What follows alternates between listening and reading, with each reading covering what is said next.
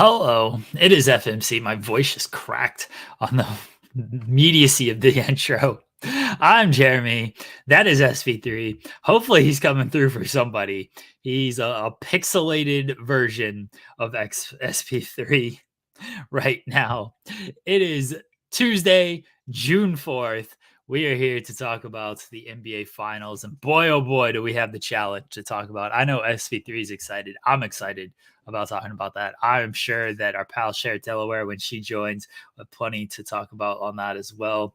SP3, how are you doing? If you could probably give me a thumbs up and it wouldn't come through at all. I just see a frozen version of you. I'm gonna say this. I know. I'm gonna say this, and I don't mean this. This might be the meanest thing I've ever said to you, and I'm very sorry about that. Because of how it's like pixelated and because like it's like frozen, you look like Kanye West when he had his jaw wired shut. I'm very sorry for saying that, but that is the first thing that I see. Like that's all I can envision. Oh man, I don't know what's going on. The last 2 days have been a struggle for my Wi-Fi. As long as you can hear me, I guess it's somewhat okay. But yeah, it's been a rough go for it. We got an upgrade of the Wi-Fi that should be coming tomorrow, so hopefully this will be the last stream that I do where I look like I am Kanye West with his wires shut. Oh, I'm so sorry. I'm so sorry for saying that. That's the only thing. It's clearing up sometimes, but then it gets worse. The audio is okay, and that's what matters, right? The audio is the important thing here. So the video isn't too important. I hope everyone's doing well on this Tuesday. We finally have basketball in 2 days. It's been a week because the series went 5 games and 4 games. And then the final schedule was already set, so they weren't going to move the dates up. So we finally have basketball in 2 days. And even though the series were basically over last week, we didn't really talk any basketball. Now we have our finals preview. The Celtics, a team we both picked to make the finals, against the Mavericks, a team we did not pick to make the finals. I'm not even sure I had them in the playoffs. I had them like on the edge. You did not. You did not. I remember that. I remember that. I remember you did not have the Mavericks even making the playoffs. I believe it. I was not high on the Mavericks to start the season. And look, they weren't good for most of the season. They made the trades at the deadline, and then all of a sudden they skyrocketed up. They were a play-in team for the majority of the season until the trade deadline. And then the trade deadline happened and they got all the way up to the 5 seed. So good on them for the trades that they made, really solidifying their defense and interior presence with those moves. I didn't like the way the team was constructed pre-deadline, and I don't think I was wrong for that. We can only go based on, what the team looks like in the preseason when we're making those predictions. Can't really Nostradamus what the trade deadline moves are gonna fully look like. But hey, good on them. They made the finals. They beat a lot of good teams on the way to the finals. They beat the Clippers, who didn't have Kawhi, but you play who's in front of you. They beat the most fraudulent one seed in history, the Oklahoma City Thunder, and then they beat a team with Rudy Gobert. So I said they beat good teams, and then I just downplayed all the teams that they beat. Basically, that's what you just did. That's what my friend Sammer, the infamous Sammer, he texted me. He's like, the Timberwolves or the Mavericks. This finals run is like kind of equivalent of their 2011 run not 2011 when they won the title with LeBron, or when they beat LeBron in the finals and they beat the Lakers and the Thunder. He's like, it's equivalent to that with the teams that they've beat, like how how tough of a path they have had. And then I just immediately downplayed everything. I was like, they beat the Clippers, the most fraudulent team of all time. They beat the worst 1 seed in history, and they beat a team with Rudy Gobert. How great is this Mavericks team? Truly. No, they beat some good teams. And now they're facing Boston, the best team in the league all season, a historically dominant team, yet nobody believes in them. So I don't know if your video is off for a reason? Yeah, I just turned off the camera. Okay. If only my audio is working properly, it doesn't even make sense to have my Yeah. camera on at this point. I'll eventually switch rooms when my missus gives me the okay, and I'll go to the living room and be right by the modem and see if that has any difference in the picture quality. But yes, yeah, I'm looking forward to this series because this is a different type of team for the Dallas Mavericks to play, because Jason Tatum and Jaylen Brown have pretty much got what they wanted in the playoffs so far. Whatever kind of play running that they've been doing, whether it be Jaylen Brown dominating the ball or Jason Tatum dominating the ball, they have really put together a really good team that has played down to their competition most of the year. But it seems like in the playoffs they have hit their stride and they look like the team everybody thinks is going to win the NBA Finals. The Celtics have had, I mean, we want to talk about runs where you're beating teams that aren't great. It's not the Celtics' fault. Yeah, very true. They got the one Very seed. true. They got the one seed. They took care of business in the regular season. They faced a Miami team without Jimmy Butler. They faced a Cleveland team without Jared Allen and Donovan Mitchell for half the series. And they faced a Pacers team without Tyrese Halliburton for half the series. They beat them all. Did they look the most impressive in some of these games? No. But people were talking about, they need to win clutch games. Can they win in the clutch? Can they win in crunch time? Well, they did that against the Pacers. The Pacers threw up all over themselves in 3 of those games. The Pacers should have won at least 2 of those. They just didn't. They couldn't handle the ball. They missed shots. They missed free throws. They turned it over. Whatever it might be.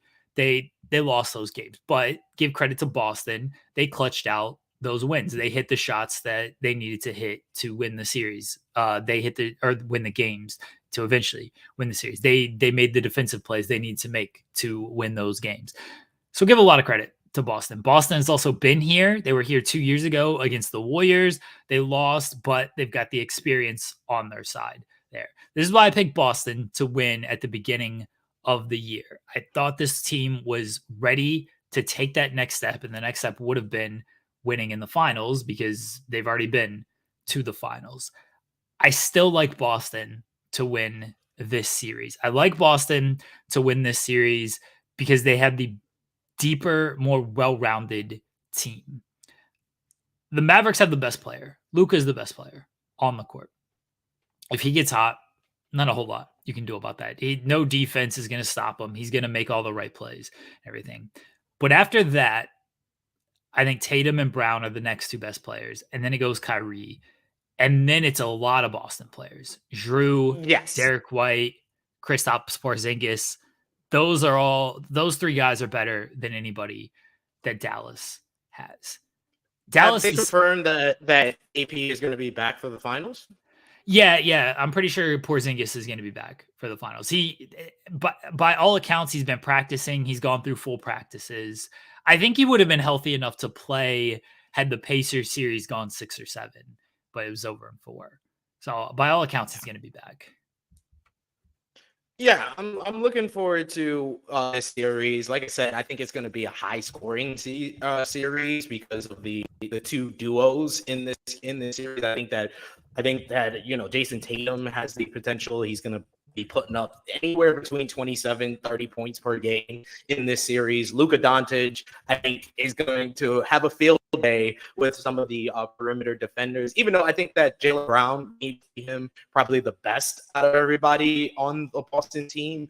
And he'll probably get some looks from Drew Holiday. Drew Holiday will try to stop him on a couple of possessions, but it's going to be a very interesting, high scoring affair. I think we're looking at like 100 points for both teams in all the games in this series, which is always a fun type of NBA Finals matchup to me. And you're going to see kind of the depth of the Boston Celtics at play here, because I think that's where they really have the advantage over the Dallas Mavericks. Like you said, the Dallas Mavericks have Kyrie, who's had an exceptional playoff series. My family out here making us proud, making the whole family proud. It's so good to see. But I think that when it comes to, when it goes to players after that, after Kyrie, yeah, the Boston Celtics have the advantage there in as far as their depth, and that's going to be a key in this matchup.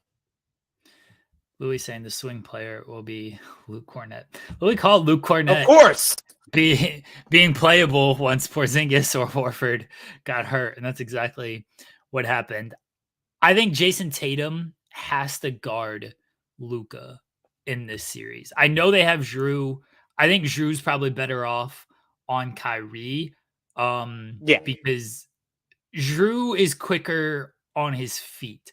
Luka is a strong player.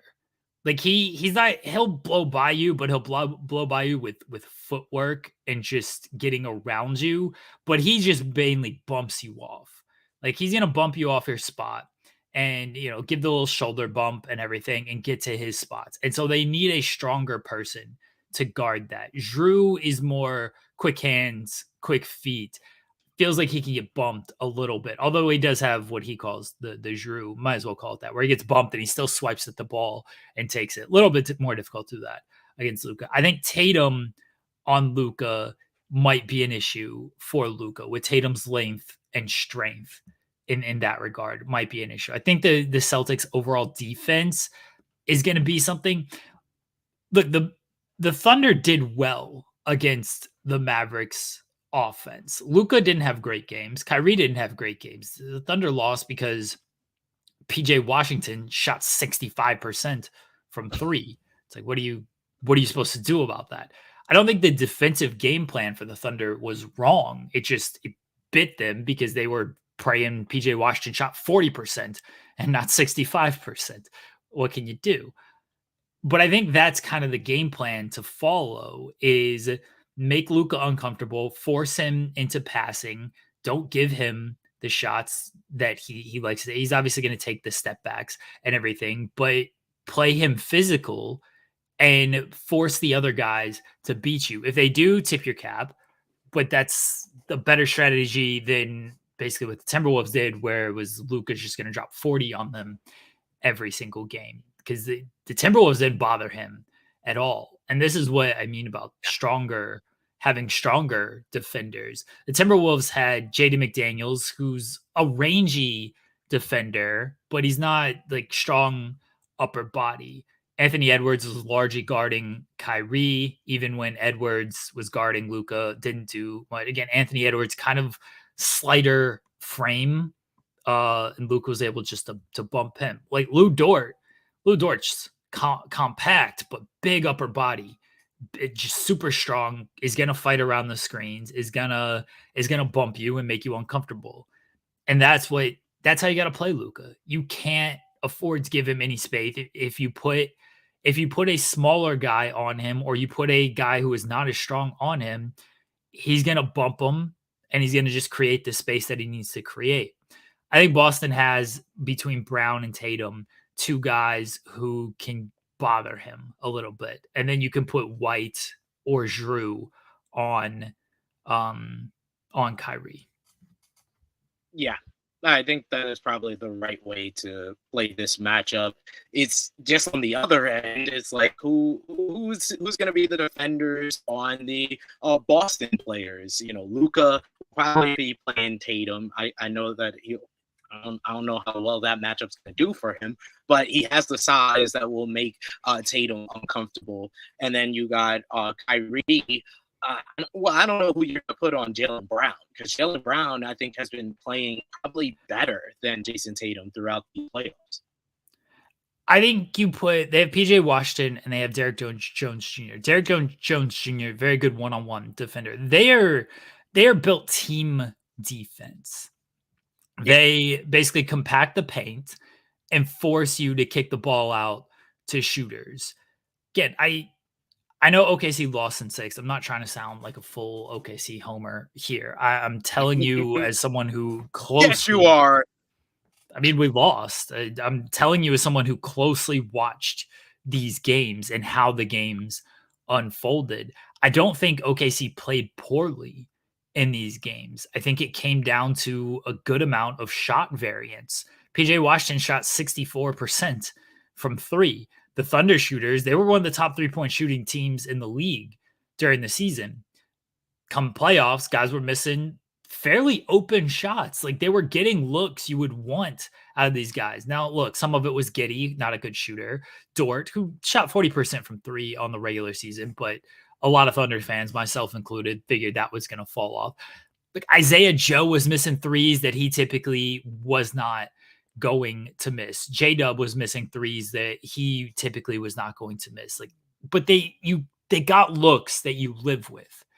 So, and the way that happens is the Mavericks just pack the paint. The Mavs are going to pack the paint, force you to take mid-range shots, and force you to kick out to shooters. Tatum, good mid-range shooter. Brown, good mid-range shooter. They're pretty comfortable in those spots. You kick out to these shooters. Al Horford's up and down. Drew, for the most part, good shooter. Derek White, good shooter. Boston was another one of the top teams in the league in three-point shooting this season. So I think they have the style that is good against the Mavericks. Now, will they miss shots? Maybe. That's obviously what the Mavs are hoping for, that they just miss a bunch of shots. But I don't know if the Maverick style is actually how it is bad against Boston. Or I guess is good against Boston. Is bad for Boston. I think Boston is going to be happy with getting those threes, with getting to the mid-range shots. I think they're going to live with that. If they miss them, they miss them. But that's how they want to play. Yeah, I can see that working out for them a little bit, but I mean, I just think that Boston is just better. I think Boston is better defensively. I think they have more offensive weapons. And like, I want to go for Kyrie because Kyrie has really kind of just did the 180 on how media is talking about him after his run throughout the Western Conference playoffs. He's turned it around, and I would love to see him win a championship without LeBron James, prove to everyone that him being a number 2 guy was never an issue to him, obviously, because he teamed up with Kevin Durant in Brooklyn and made that whole team happen. Really, he was kind of the orchestrator of that whole deal with them going to the Nets.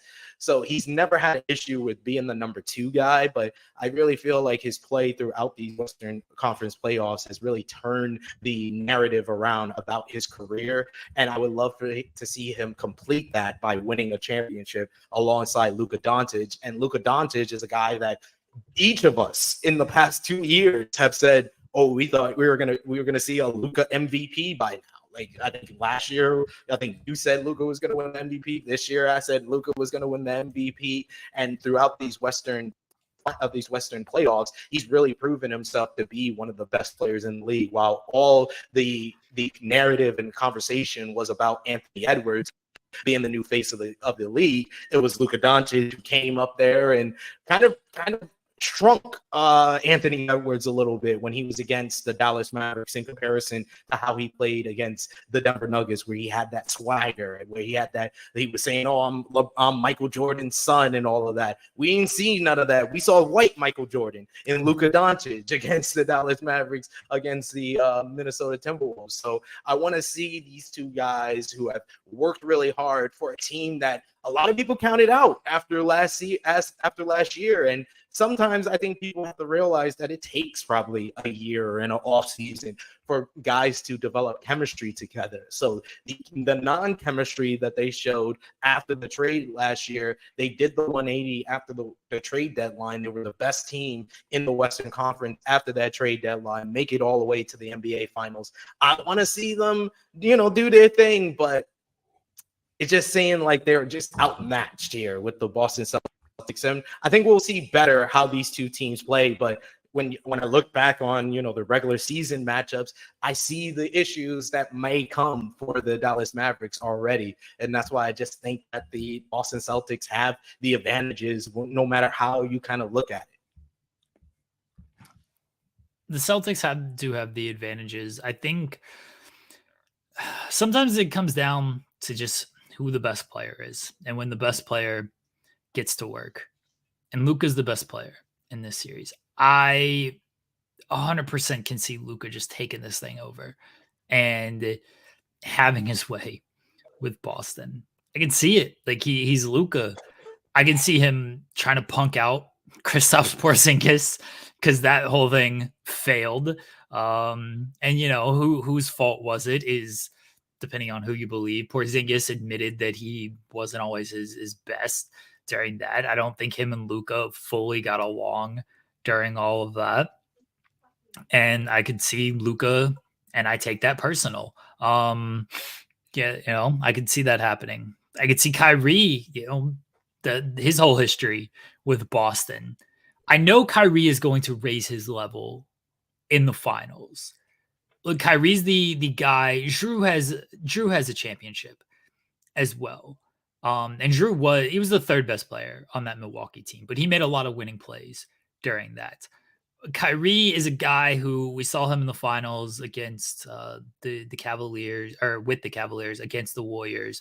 The infamous comeback from down 1-3. I know Kyrie is going to raise his level and can go off for 40 points if necessary. I know that out of Kyrie.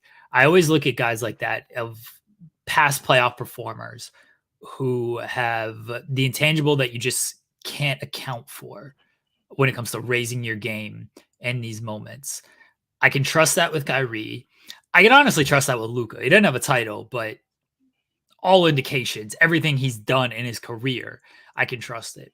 We saw it from Tatum and Brown against the Pacers, and we've seen it in spurts throughout their playoff runs. I haven't seen it consistently compared to Luka and a little bit Kyrie. Kyrie's had the failures as well. Yeah. But I think Luka is certainly, like, I know in those closing moments, I'm trusting Luka to hit shots. I don't know if I'm trusting Tatum and Brown to hit shots. I'm not sure of it. So that's where I give an edge to the Mavericks of, like, maybe the best player just wins this thing. Maybe Luka, who by all accounts, by most opinions, maybe the best player in the league. Certainly right now, he's the guy playing. He's always been a top 5 guy. He's battled that mantle with Jokic, Giannis, and then he's been there. And then there's been other guys like LeBron still maintaining at a high level. Embiid. No. He was the MVP. Don't do that. Don't do that, Skip. Don't do that, Skip. Come on. He was the MVP. He was in that conversation. Top 5. Okay. People put him in that conversation. Other people put him in that conversation. I don't know who those people are, but I put him also in that conversation. He was at one point 2 years ago. Maybe not this year because of the injury, but look, Embiid's very good. Yes, MVP. Regular season, yeah. Embiid's been in that conversation. He hasn't done anything in the playoffs. He hasn't, like, I'd put Jason Tatum, and I'm a big Jason Tatum hater. Jason Tatum's at least accomplished something in these playoffs. Like, he's been to multiple Eastern Conference finals. He's been to the finals. I know Tatum has a very good team in Boston. Embiid hasn't been out of the second round. Like, No, you make valid points. I'm not saying he's in that conversation now. I'm saying 2 years ago. There's a whole bunch of names you could put. You put LeBron in there, and I wouldn't say LeBron. I think LeBron at least made the Western Conference Finals last year. Yes, I think he's the top. I think he's still a top 10 player. I don't know if he's been top 5. I said, he's put himself in the conversation. You're right. Embiid's been in the conversation. Yeah. I'm just giving you a hard time, but I also can't ignore this man's playoff failures. Whereas at least the guys I've mentioned have won championships or been to the finals or conference finals in the last 3 years. Embiid is this generation's Tracy McGrady. Ooh. He's a guy who should be in the top 5 conversation, but his playoff failures keep him from it.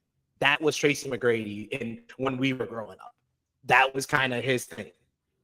He always was in that conversation during the regular season, and then the playoffs came. It was first round knockout after first round knockout. Then he went to Houston, and it was second round knockout after second round knockout. And then when he gets in, the freaking Houston Rockets make it to the conference finals, like without him. Like that's how bad it was for Tracy McGrady. And I think that indeed is this generation's McGrady.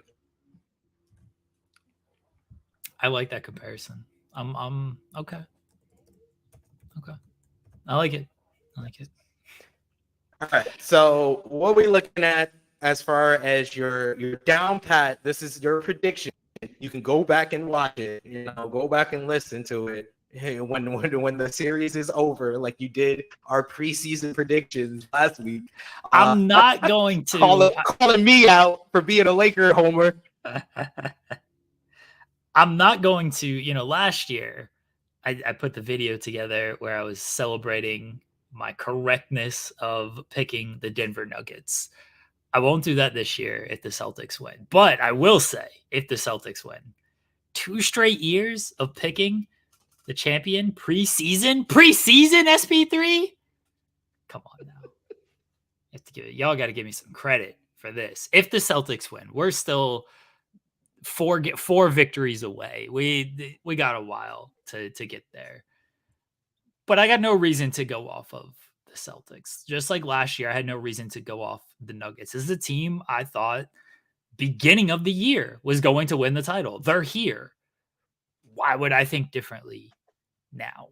And it's not like they're here because they were the best team in the league all season. Yeah. As much as I think, say that again. I was like, from basically the start of the season, they were the best team in the league. They won the most games. They were number 1 seed, never relinquished that number 1 seed, even though it looked close at certain points in the beginning of the season. They just kept it going. They looked dominant this entire run. So unfortunately, no, I can't. My Lakers soul, my purple and gold heart cannot pick the Boston Celtics on air. I cannot do it on air. I can't. I probably will make betting for the Boston Celtics, but I don't know if I could say Boston's gonna win the NBA Finals because that means they are 1 ahead of us. So you're betting. You're going with your heart over your head because you can't I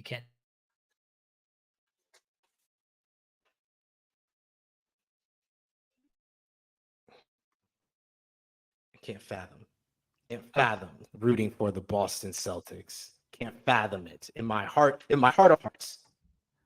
Okay, so what's your official prediction there? Mavericks in 7, 6? Mavericks in 7. Mavericks in 7 here. I'm gonna be wrong. I don't care.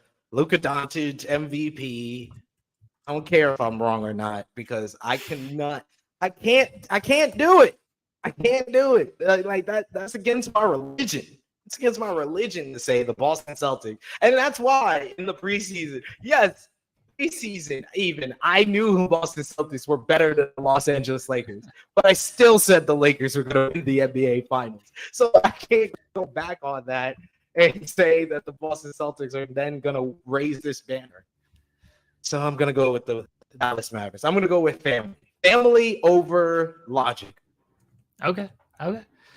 I'm going not the Mavs. I'm going the Celtics in 6.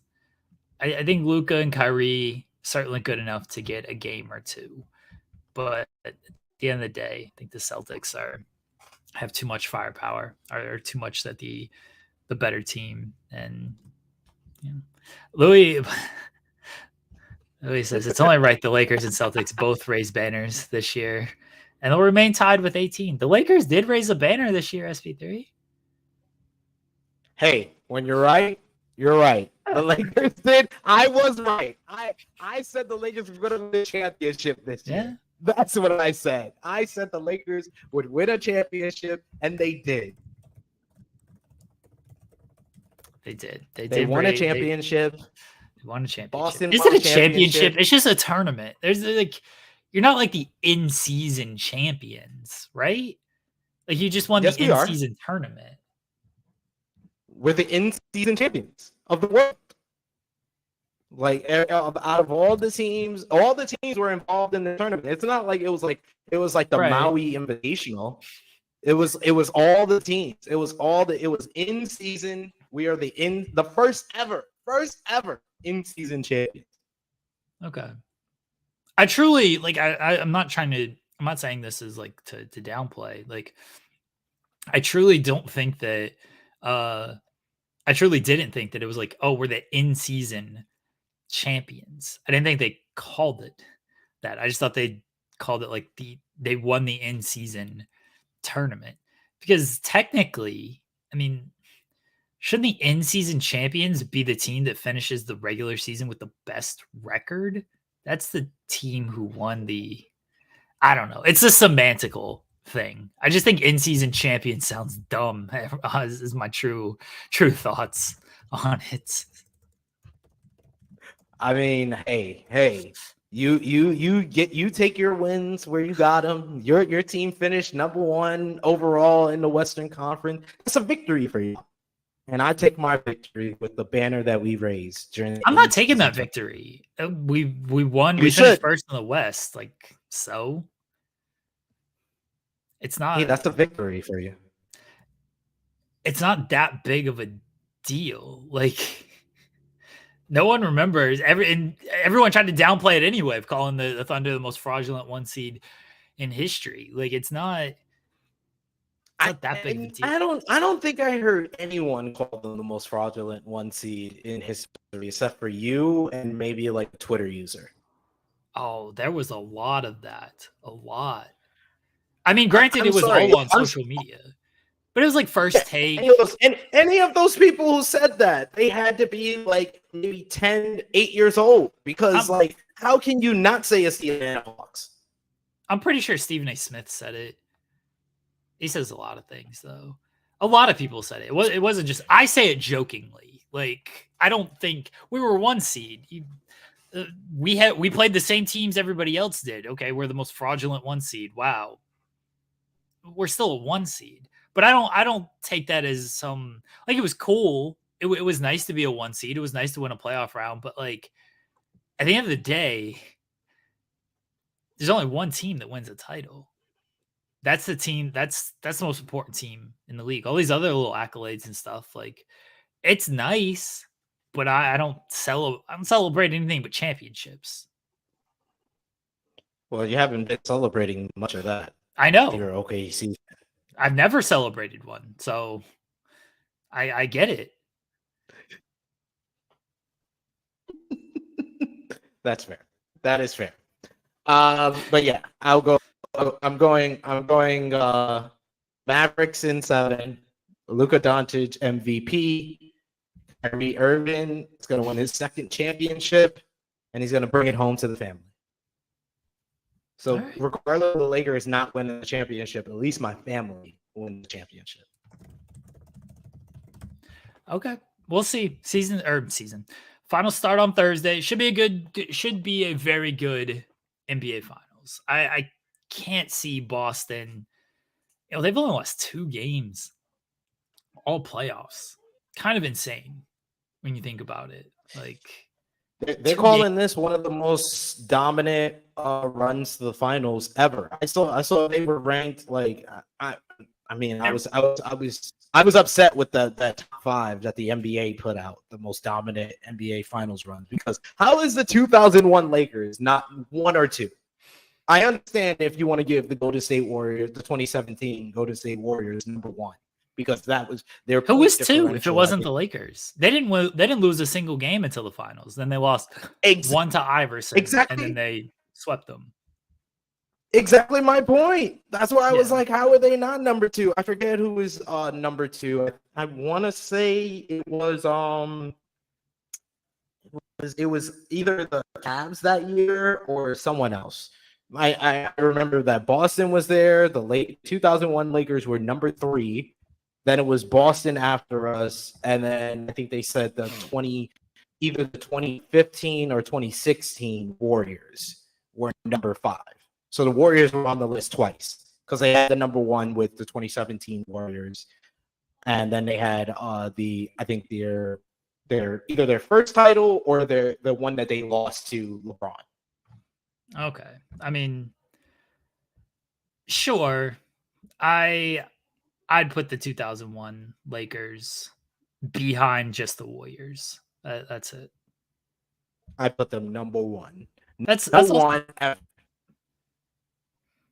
I completely Number understand the sentiment of number one as well, because I think people misremember how bad the 2017 teams were in the West.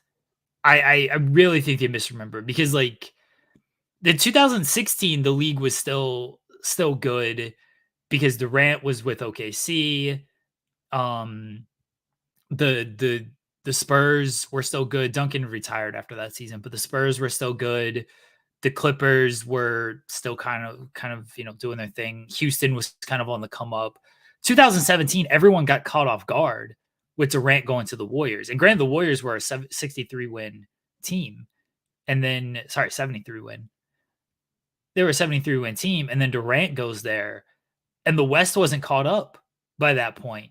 Like, this was before Harden and Paul got together. This was before, look, it didn't end up working out, but this was before OKC got Paul George. No, I think that summer was when, wasn't it? No, year? it was the season after. No, it was the year. It was 2018. Yeah, because that's when they faced them and it went 7. Yes, right. This is what I'm saying. Like, the league was caught off guard into, like, the West wasn't really that good in 2000. Like, it was the Spurs. That was it. Because remember, Kawhi nearly won Game 1 in the Western Conference Finals for them, but then Kawhi got, Zaza Pachulia slid under him, and Kawhi got hurt, and they lost that game, and then Kawhi was out. I really thought you were gonna say Kawhi got Zaza Pachulia. I mean, that's basically what happened. Like, the 2017 Warriors were good. Like, that collection of talent was certainly good, but the West was not good in 2017 because the Warriors were already a dominant team. They added Kevin Durant. They took away from their biggest competitor, which was the Thunder. And then they didn't have to really face Kawhi and the Spurs in the conference finals because Kawhi got injured in the second quarter, whenever it was. So no, they were a very good team, but the West was not the West yet. Like, the West became good after that, because that's when the Chris Paul trade happened. That's when the Paul George trade happened. That's when the Trailblazers got a little bit better with Dame and CJ and everything, and other teams started to come up on a little bit, but the West wasn't that good. So I didn't understand the 2001 Lakers being above them. I don't know if I'm quite there. I'm sure you see the 96 Bulls, by the way. I actually looked back on. Yes. The list has the team that was number 2. Yeah, I'm not going to argue too much with 96 Bulls. But I feel like their run in the regular season was much more dominant than their run in the playoffs. And I think the reason why they have them there is because the point difference, they had a better point differential than the 2001 Lakers. Okay. But they lost more games. Did you see the argument between Draymond and Shaq?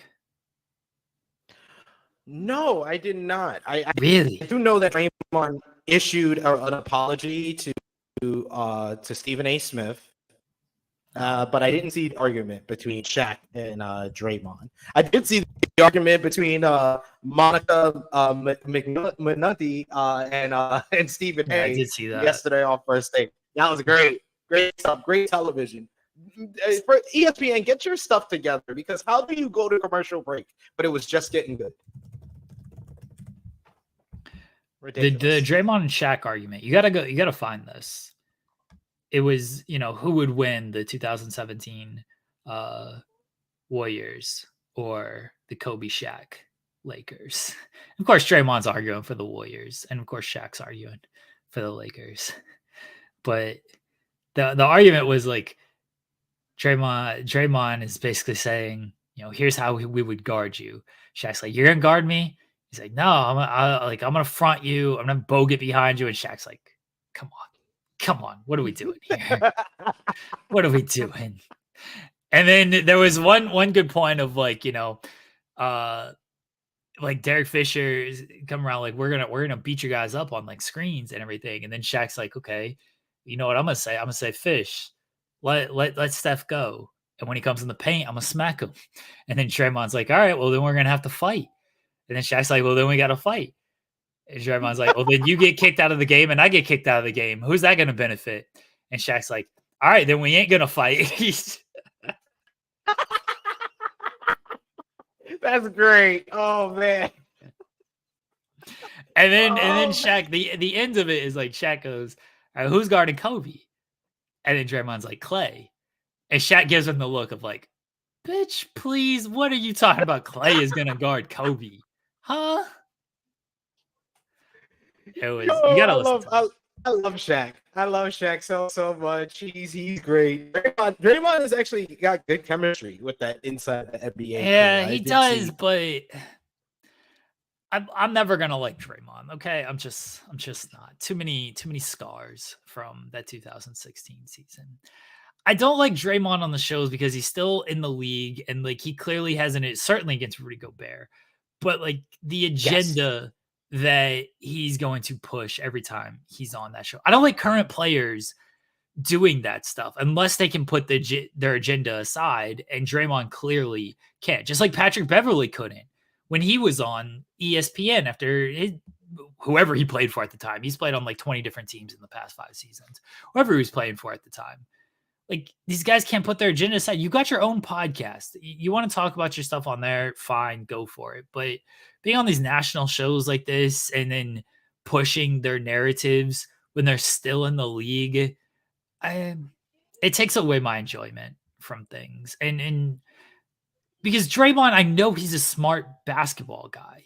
Like his basketball IQ is very high. He's one of the best defensive players of all time. And it's not just because of like his ability, like one-on-one, it's because he recognizes what players are doing. He recognizes coverages. He calls out different coverages. He calls out where guys should be and everything. So I know he's really smart.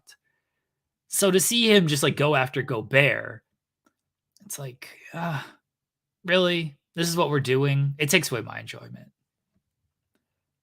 I can feel you on that. I think that it's a dual sword for Draymond. I think that he truly hates Rudy Gobert for certain things choked him. Gobert has done, and yeah, he showed that by choking him. But it's also a jealousy thing because I feel like Draymond wishes that he's the guy who could say that he was a 4-time Defensive Player of the Year. And I think that whole kind of agenda base is a part of it as well. So it's a dual sword of genuinely hating someone and their actions that they've done on the court and off the court, but also being jealous of this player for its ability to, be such a dominant defensive player that they won for Defensive Player of the Year.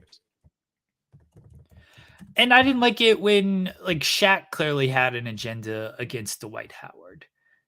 And like that took away some of my enjoyment. Like we should be able to recognize when guys are good and give them credit for that. Like critiquing is fine, but it's very clear when guys have a bias or an agenda against somebody for one reason or another. It's kind of how I feel about Charles. Charles has an agenda against both the Lakers and LeBron James. And I sometimes can't have to turn off inside the NBA when he goes on his agenda-based narratives. That's fair. Like I can see that. The Lakers also have the Lakers exceptionalism, so they have their own agenda. Hey. It's totally fine to have an exception. You excited for Bronny at 17? 17 championships. 17. Speaking of 17, yes. Number 17, Bronny James coming to the Los Angeles Lakers.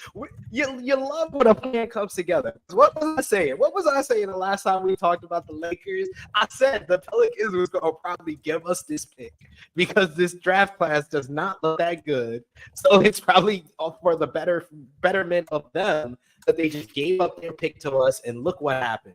I love it when a plan comes together. Me and Rob Pelinka, we've been on the phone. I've been counseling him on this off season. This is a very important off season for the Los Angeles Lakers. We gotta make a move.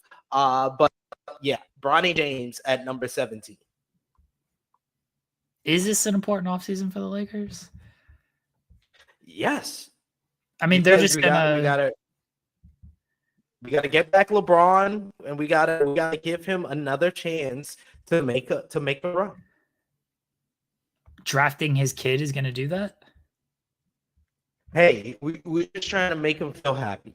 We're trying to make him feel happy, and we're gonna draft Bronny James. I don't know if it's gonna be a wise decision or not. We shall see. But Bronny James in Los Angeles, like I've done this multiple times, because when I was playing NBA 2K, I used to go seasons upon seasons in advance, and I've done this where I put Bronny James on the Lakers with LeBron James and Anthony Davis, and it turned out well for me. I don't know if it's going to turn out well in reality, but it turned out well for me.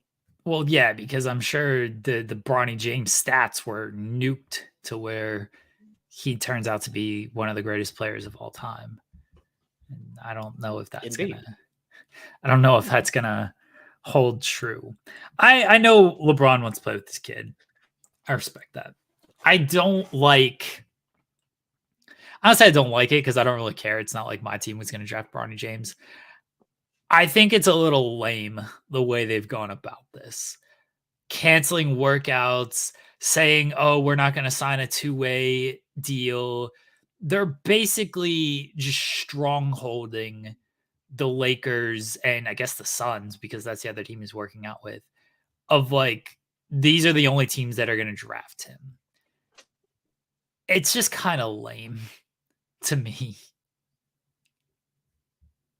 That's fair. That's fair. It's looking like it's more of a foregone conclusion than what's going to happen on draft night. It's going to be one of those two teams, but yeah, I can understand if you think it's lame. I don't, because I'm a Laker fan and he's working out for us. He wants to wear the same jersey, the same colors that his dad has wore proudly for the last 5 seasons.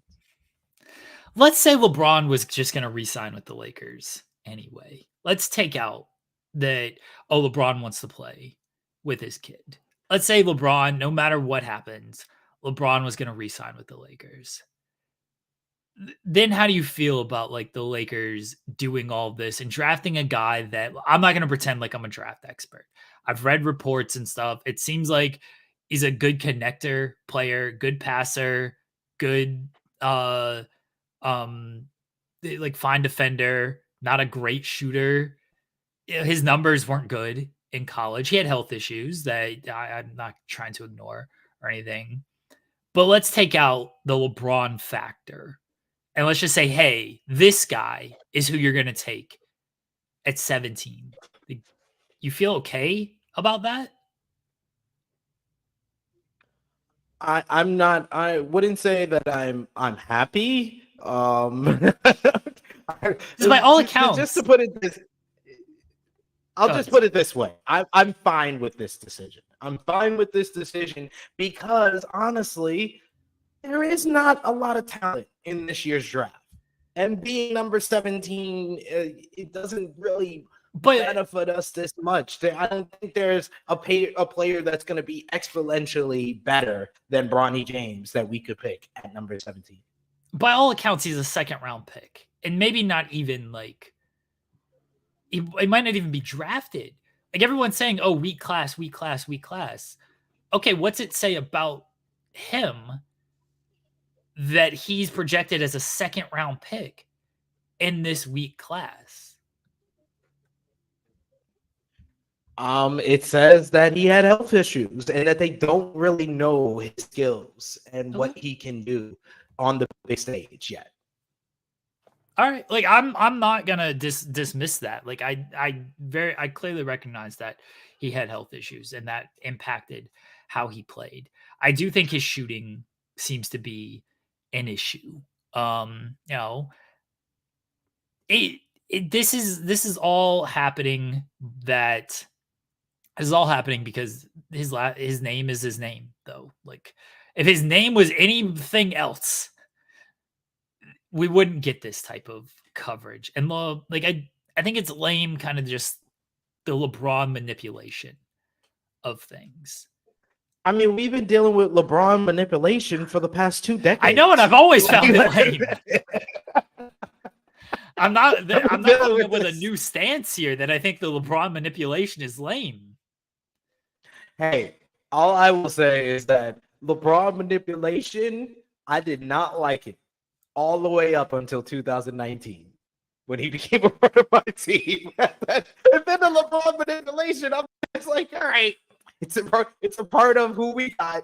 It's a part of who he is. So how do you feel? How do you feel about JJ Redick as a coach? Oh, I love that LeBron manipulation. I think you think that's LeBron manipulation as well? Oh, 100%. Well, come on. You're not saying that JJ Redick isn't a good first year head coach to get? I don't know, because fine, a first year head coach, yeah, sure. I do think like JJ Redick, he's clearly very knowledgeable. I listened to the podcast with him and LeBron. He's very good. He's very good on every show that he is on. Do I think a first year head coach is good for a team with title aspirations? Absolutely not. I think that's like, I don't want to use fully the Steve Nash example, but there's a big difference between coaching a young team where you can kind of coach up with them, and then coaching a team with a superstar on the level of LeBron James, and even a superstar on the level of Anthony Davis. A team, let's be honest, every team has it. I'm not singling out LeBron and Anthony Davis. This is a team with egos on it. Every team has egos. LeBron James, Anthony Davis have bigger egos than a lot of other players because they've earned that ego. They're two of the best players in the league. LeBron, arguably the greatest of all time. You're putting a first-year head coach into that. You're not only putting a first-year head coach into that, you're putting a first-year head coach into that where everyone knows his relationship with LeBron. Is he going to be able to challenge LeBron? Are other players going to look at him and be like, hey, why won't he say this about this guy? Like, how everyone knows he challenges them on the podcast. The podcast is different. The podcast is different than this is now my head coach. I think that they will have to have a sit down and be able to have that type of relationship where JJ can challenge LeBron, where JJ is the final word on things. And I think that JJ Redick has the type of personality that he would put his foot down in certain places. And he is the main thing that I support JJ Redick for is that he is a student of Coach K.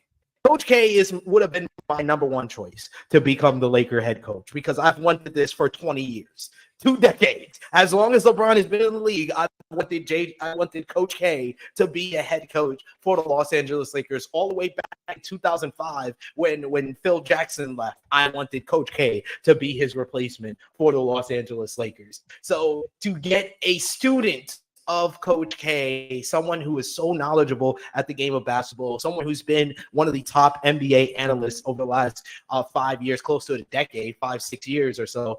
He's been one of the best analysts in when it comes to basketball. I think that he has the mind for it. I think that he can have the swagger for it as well. And I think that he has the type of personality that he will put his foot down and he will challenge Anthony Davis to become the type of player that I've always said he can become. I think that he will challenge LeBron James at age 40, that he is not always right. It is not always what LeBron wants to do. It's going to be what JJ wants to do. And I think that's what's going to be a part of these negotiations with getting him in, that yeah, he's going to have a certain level of power and discipline with this team because of the personalities that we do have. I think that if I'm going to be confident in any first-year head coach to coach this team that has title aspirations, it would be JJ Redick. Okay. Yeah, I like JJ Redick. I think he's really smart. I think there is a big difference between what he does as an analyst and obviously being a head coach, a first-time head coach going into a team with these big personalities, with these big aspirations. It's already you want to talk about LeBron manipulation. A coach in the draft should get a guy he wants. JJ is already being pigeonholed into drafting LeBron's son because LeBron is there. I'm sure JJ's got to be on board. What pick do we have in the second round? Maybe we can get, if we could get him in the second round, that'd probably be the move. Sure, I'll just say it now. That'd probably be the move. But I mean, I think that JJ is totally fine with getting Bronny. I don't think that he's being pigeonholed. Well, he's got to be fine with it. He believes in Bronny. He believes in Bronny as much, almost as much as LeBron does. He's got to be fine with it because that's going to be the pick. Like, he's got to make it work, whether he wants it, whether he wants to or not.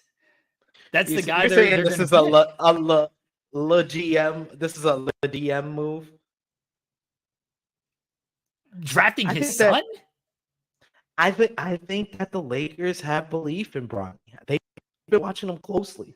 Would they have belief in him if LeBron James did not play for their team? That's not the question. The question is that they have belief. It's the question I'm asking. It's the belief. It's the they belief have in to this have kid. the belief in him because LeBron James has say in the organization. Everyone knows that. Like, we're not speaking out of turn here, SP3. We know LeBron has influence in the organization. I'm not saying this is a bad thing. A lot of top players on teams have influence on the organization. LeBron more than other guys, and he's earned that. He's LeBron James. I get it.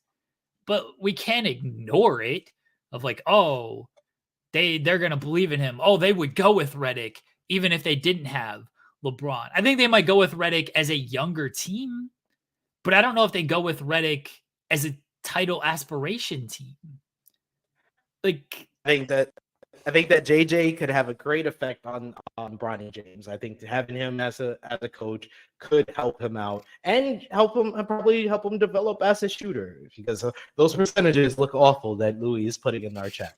So I think if you're JJ Redick, like that again, this is so much of coaching is relationship management. It's so beyond X's and O's. Right? Because look, Steve Nash, I'll continue to use this example.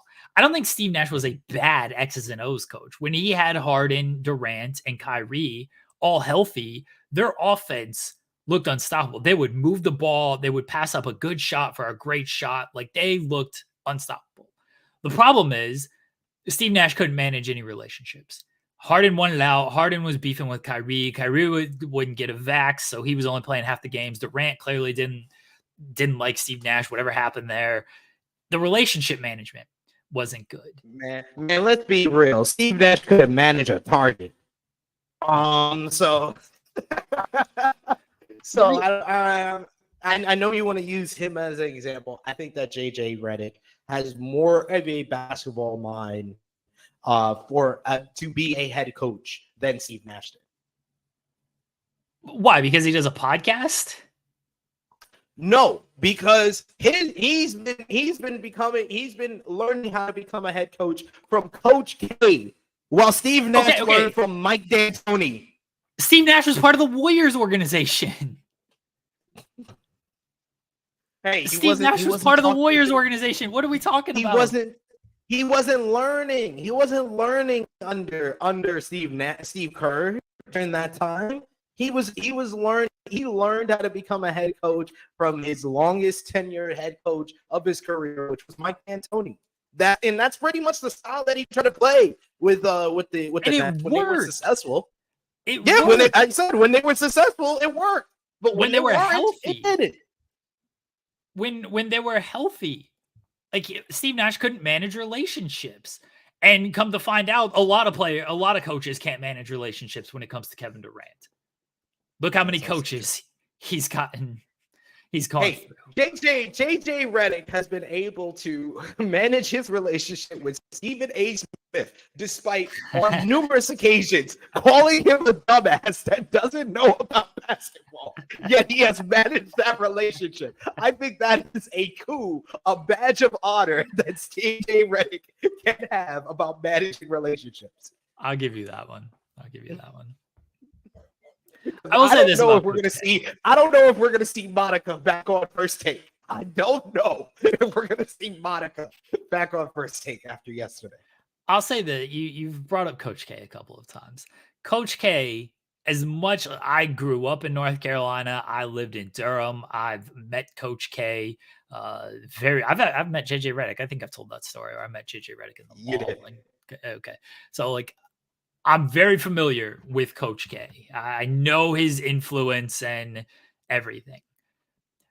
Coach K, the success he had at Duke and on that level, again, far different than the NBA. And it's so beyond X's and O's and everything. Like the management of relationships is so much more important in the NBA. How many college coaches have failed in the NBA because it's not, hey, we're going to play this certain style.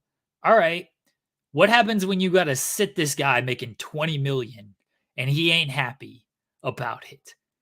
What happens when you draft this guy and play him over your 15 million veteran and he ain't happy about it? It's so different. And that's why a lot of college coaches who do come to the NBA, it doesn't work out. Or a lot of college coaches don't want to come to the NBA.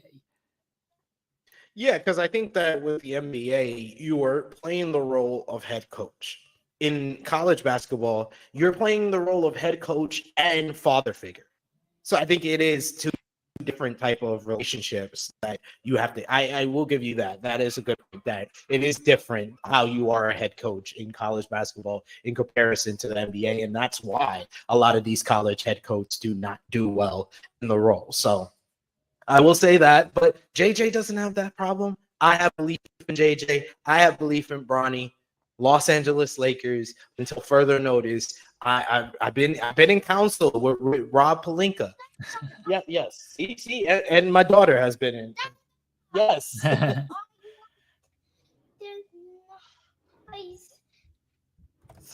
Say hi to Jeremy. He can only hear you. Look. Hi. Okay. I'm going to get my Happy Meal. Oh, okay. Got you. Nice. She just said yay afterwards. So Go for a Happy Meal right now. That sounds great. Yeah. I got mine waiting for me after this show. So there we go. But yeah, I believe in the Los Angeles Lakers with what they're gonna do in the offseason. So I mean, I think we can talk. Are we going to talk about the Caitlin Clark saga since every other sports show is talking about the WNBA? We can. I mean, what are your? I think both of us, have the discipline and the common sense to call Caitlin Clark and not call her outside of her name at least. Yeah. Jesus Christ. And then WWE gonna make jokes about it the whole night on Raw. I watched Raw before this show, and Michael Cole, the controversial Pat McAfee, and Pat McAfee learned about journalism. Maybe he should have learned about journalism before he got an ESPN show. I don't know. What are your thoughts on the Caitlin Clark saga? I think that the WNBA has been known. If you watch the WNBA, they've been known for physical play for a number of years, pretty much since the league started.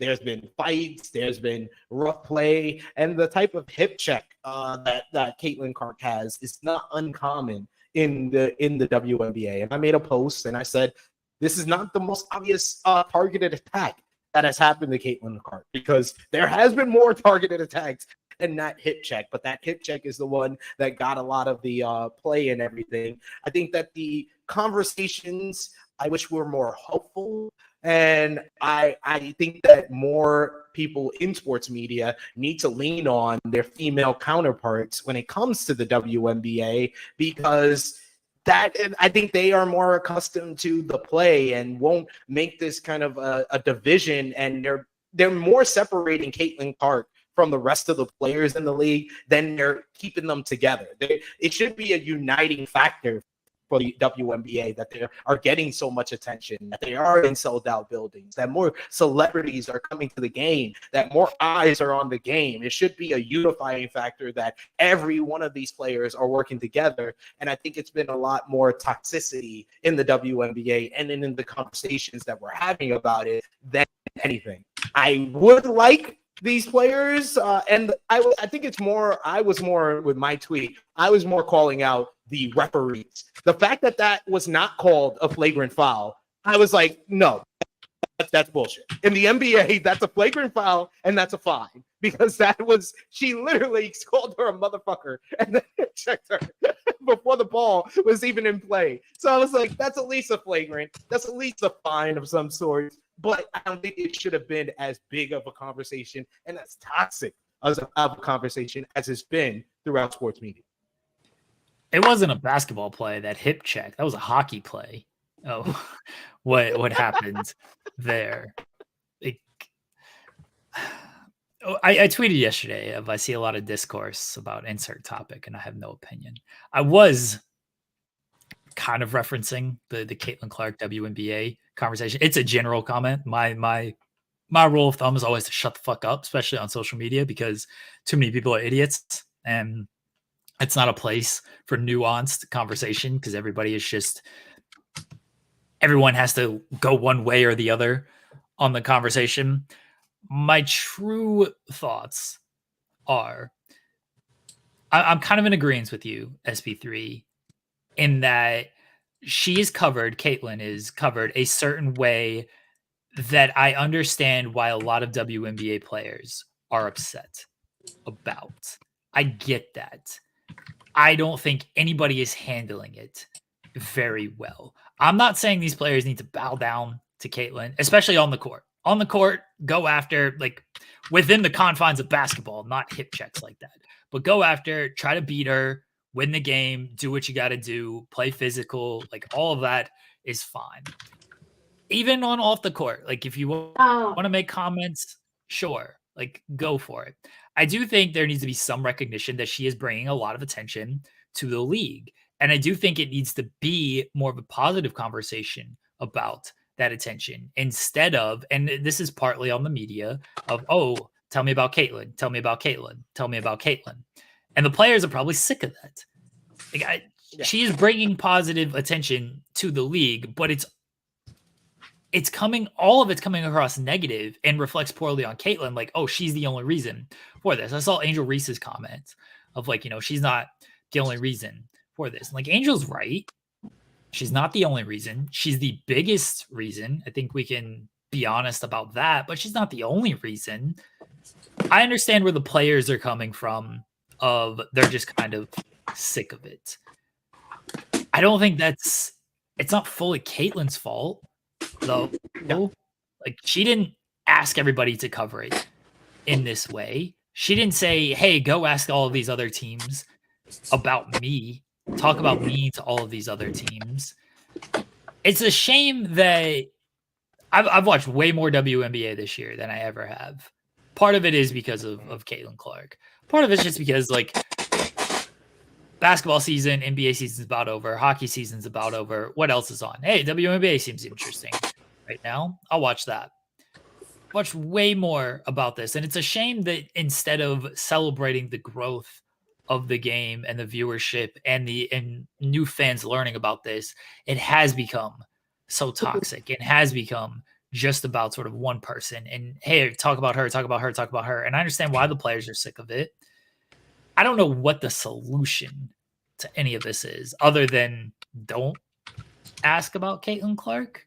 Don't bring her up when in conversations with other teams, especially teams she's not playing, things like that. But I do think that the players should recognize that she has done a lot of good things for that. Again, I'm not saying praise her in every interview, but at least be mindful of that and talk about the positive growth of it. Not always in reference to her, but in reference to the game overall and what she's done for it. What are your thoughts, Cher? As a female. I agree, and I see both sides of it too. Because for these women who have been playing in the WNBA for years and getting zero recognition, and the comments online that nobody cares about the WNBA, like there's people who still say that. I would be frustrated too. Like, I've been out here busting my ass for all these years, and now people only care because of her. But it's also not her fault that people care because of her. Like, I see the side of being frustrated about it, but also it's a good thing in the long run that more people are watching, because if more people are watching and more people are attending the games and more people are buying merch, that's good for everybody. That makes, you're going to make more money. You're going to have more eyes on you. Like, we all know there is a huge pay gap in sports for women compared to men because more people watch men's sports. So it is a good thing in the long run, but I would be frustrated too if I'm playing a game against a completely different team, and when I come out to do interviews after, someone wants to ask me about Caitlin Clark. I'm like, what? Like, I don't understand the correlation here, because if I'm playing her, then that's fine. But yeah, the hip check, how that was not a flagrant, that was beyond me. But I also, I can't remember if it was you or SP3 that said it. I think that more of these, like, I don't know, podcasts really, but like shows need to defer to women for some commentary on it, because like Pat McAfee referring to her as the white bitch. Yo. When I was like, oh my, like, I mean, I even try, like, go ahead. Why is it that the apologies are always worse than what they originally said? Like, his apology saying that, oh, I meant it in a positive way. Like, I said this in a group chat the other day. I was like, if he said, she's a bad bitch, there's different context. There's different context to what you're saying. But you call her a white bitch. Oh my God, you are just tone deaf and you don't know what you're doing. I don't think there's any great context. I guess bad bitch would be the only one. I don't think there's any great context where a man can I feel like that's the only one. Bad bitch. I really think like bad bitch would be the only one, and even some people are going to get offended by that. Yeah. But I think that would be the only one where I would be like, okay, like that's fine. But just to refer to her, I was like, oh no. And I mean, we all know Pat's show is just a freaking like frat bro out thing every week. And I don't dislike Pat, but that was bad. That was just not good. And there are women have a hard enough time in sports, and this is even women's sports. It's not even like it's a woman being associated with men's sports. This is a woman's sport. Women have a hard enough time with the commentary that they get from fans, but from other athletes to refer to them that way, male athletes, it's like, you can't do that, because then all the people that watch his show are like, oh, well, Pat called her a white bitch, so I can say whatever I want to say. And it's hard enough to deal with that, because like I like Caitlin Clark. I really like Angel Reese too. The hate that she gets online, people don't talk about. Caitlin Clark gets a lot of hate. Angel Reese gets a lot of racist hate. So she gets it because she's a woman and because she's Black. So, they call her everything under the sun, and people don't talk about that the way that they talk about the things that they say about Caitlin Clark. Neither of them deserve the comments that they get from random people online. Only one of them is really being addressed in anything. But it's like, the older women in the league are definitely trying to make an example out of those two. And we know you're popular. We know that Angel Reese has brought eyes to WNBA too. It's not like it's just Caitlin Clark. It's probably more Caitlin Clark than anybody else, but she has as well. And they're like, we don't care. Like we don't care that you're popular. We don't care that people like you. And they go harder on those two. I don't think it helps when Diana Taurasi, we're all about the Cher's younger. Diana Taurasi, I feel SP3 like and I was are the same the age. yeah. I feel like before Caitlin Clark started to interrupt you, Jeremy, I feel like Diana Taurasi was the last player who was big in college that brought a lot of eyes to the WNBA and made that crossover.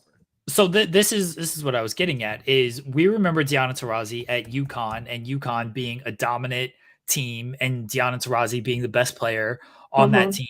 And when she made that jump, everyone was like, oh, this is the new face of the league. This is going to be great. This is going to bring more attention to the league. I think she did for a little while. And now she's been in the league 15 years. And so things filter or, die down and everything. Yeah. But it doesn't help when Diana Taurasi, who's still in the league, mind you, is watching these Final Four games with Caitlin Clark and immediately burying her and saying, oh, no, she's not good. Like, she's going to come to the league and have a hard time. You should be, to me, maybe set an example of, again, you don't got to kiss her feet, bow down, all of this stuff. I get that. At the end of the day, you're competitors. You want to beat her.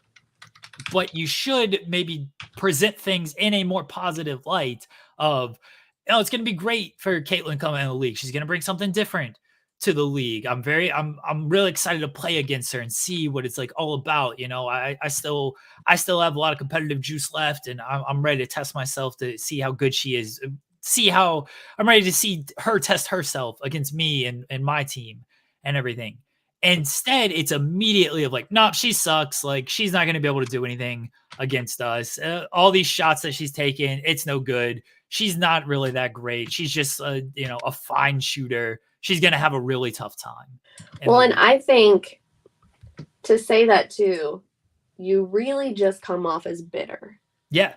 Because no one, anyone with two eyes can see Caitlin Clark is a very good basketball player. So to say that she's not good, yeah, she was better than most of the people that she was playing with. Now she's in the WNBA where everybody has, a good skill level. But to say that she's not good is just you sound bitter. You sound like you're upset because you were supposed to be that person and it didn't last. And you don't want it to last for her. That women deal with that. I can't speak for men. I'm sure that it happens with men too.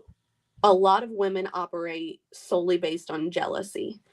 And if they can't be at the top, they don't want anyone else to be at the top either. They don't want, oh, well, I can only make it this far, but I'm going to support this person while they make it farther than I did. They don't want that. They want to be the one in the spotlight. And I think that they're, if you're a professional athlete, there's an ego that comes with that anyway. So when you have that, especially as someone who is coming on the tail end of their career, and you've got the new person coming up, you just don't ever look good when you're saying things like that. It makes you look bitter. It makes you look jealous. And it's well, I don't want to cheer for you when you're making comments like that about the person who everybody is excited about right now. And, I said before she even started, she may very well start and just completely flounder in the WNBA. You never know what's going to happen with people. There are people who are fantastic college athletes and they can't handle the pressure of being a professional athlete because it is different. And you get the money and you get, the certain level of fame and everything. It's a lot. But I wish that more of the older athletes would support the younger athletes more than try to haze them or whatever as they come in, because it is only helping your sport. to have these people coming in and have these people drawing eyes on it. So it always bothers me, like I said, especially with women. Like, I have friends who, you know, are in the same field as me, different fields than me, and I'm always supporting them in what they're doing, even if they're doing better than I am. I'm never going to be like, well, I hope she loses her job. I hope she doesn't, you know, like, and even people that I'm not friends with, people that I just know, like, I want them to do well. So I've never understood that mentality in women, that like you want to be the star and you don't want anyone else to get eyes on, even if it's benefiting you. You would rather everybody fail than them do slightly better than you. So it's just very strange to me. SP3, any final words on Caitlin Clark? I just want more positive talk about the WNBA. There's more eyes on the product. There's more viewers. There's more people in the building. You got celebrities paying attention to it more. And no, these other women in the WNBA do not have to accept the fact that Caitlin Clark is the new golden child, is the new, brass ring of the WNBA. Michael Jordan, he got beat the hell up in his rookie season when he came into the league. LeBron James, there was a lot. Man, go back. There's an interview on YouTube of the Cleveland Cavaliers the year before LeBron James was drafted, and they all crapped on LeBron James before he was drafted into the NBA because all the talk was about him. I totally understand where these women are coming from, why it feels like very weird that everybody's just trying to make them accept this woman as the savior when they don't have to. But we also have to acknowledge the fact that, yes, Caitlin Clark is bringing eyes to the WNBA. But the reason that those eyes will stay is the Angel Reeses of the world, is the Diana Taurasi's of the world, is the great players that this league has. So it can be both things at the same time. Mm-hmm. Yeah. Cher, any last words? No, I mean, I agree with SP3 and his assessment there. Like I said, when you're making the bitter remarks, that makes people not want to cheer for you or watch you. So it's better to just be like, I would rather talk about my game. I don't want to talk about, what Caitlin Clark is doing, than to make negative comments towards her or towards Angel Reese or any of the newer girls coming in, because then people are going to be like, oh, they're focused on their thing. Whereas if someone is being a white bitch about something, I'm going to be like, well, I don't want to cheer for them. I'm not going to stay and watch for them. So it's a hard line to balance, but I definitely think most of them are not handling it the correct way. Yeah, and all the coverage I've seen has been largely negative, and I think that's very unfortunate, because when I watch the games, like it's fun basketball to watch. It's actually something exciting to watch. So I don't have any words beyond that. And certainly men shouldn't be talking about the game like Stephen A. Smith and Pat McAfee. I just don't want Stephen A. Smith to talk about anything ever. Fair. So That's also fair. That's also fair. Shout out to Monica McNutty. Come on, give her own show talking about the WNBA. Why not? The challenge, SP3, I know you've been very excited. I think we've all been excited once we've all watched it because of what happened at the end. But before we get to the big cowardness at the end, SP3, set us all up here for this recap. All right. So we're coming off the heels of Cam's victory over Tina in the elimination, the lady at the trampoline elimination, where she got Cara Star. She finally completed her mission of the season, which was to take Cara Star away from her. And we actually got a nice little beginning. They actually showed a pool party at the house. Everybody's having a nice time. The editing was great because they gave a bunch of people like little feature shots and confessionals. They had Ryan with a confessional talking about, and Derek talking about they're running out of time to win their star. They gave Flora, her own little moment with Cam and Leroy. Leroy saying, "I'm surprised you're still here, Flora." So are all of us. Leroy, don't worry.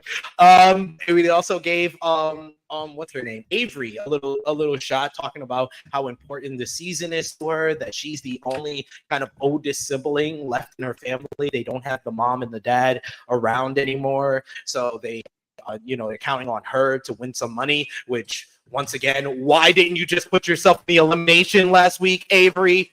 But anyway, but that was a nice little beginning mark of this episode. Then, speaking of toxicity, we have I felt like I was watching a high school movie, of a little girl who is so upset that her friends are talking to her enemy, because we have Cara working out with Steve, and Steve may be one of the more hilarious people on this season. He's once again making his own workout equipment as he's talking to Cara, and he explains to Cara that there is an anti Cara Maria sentiment in the house, and people are actually getting upset with Steve for being friends with Cara.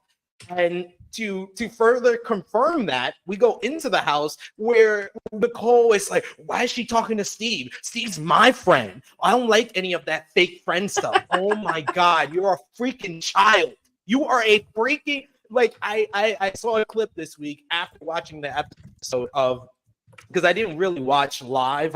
As it was happening, Double Agents. I still have to. I think there's certain episodes of Double Agents that I didn't even watch, because there's one scene that's been replayed ever since this episode of Devin when he was partners with Nicole in that season, and he said I'm teammates with a muscular toddler, and I think that is the best description of Nicole ever. She is a muscular toddler, because you can't understand half the words she's saying. She acts like a child in her insecurity and her paranoia. So she comes out and she starts arguing with Cara and saying, "Oh, Cara needs to keep her name out of my mouth." And Cara just gets under her skin. And this was that moment where I was like, this is a totally different Cara from the Cara Maria of old. Not even just different from the Cara Maria where she was the villain in War of the Worlds 2. This is different from the Cara Maria of all the past seasons, where she just says, "Nicole, Nicole, Nicole, Nicole, Nicole,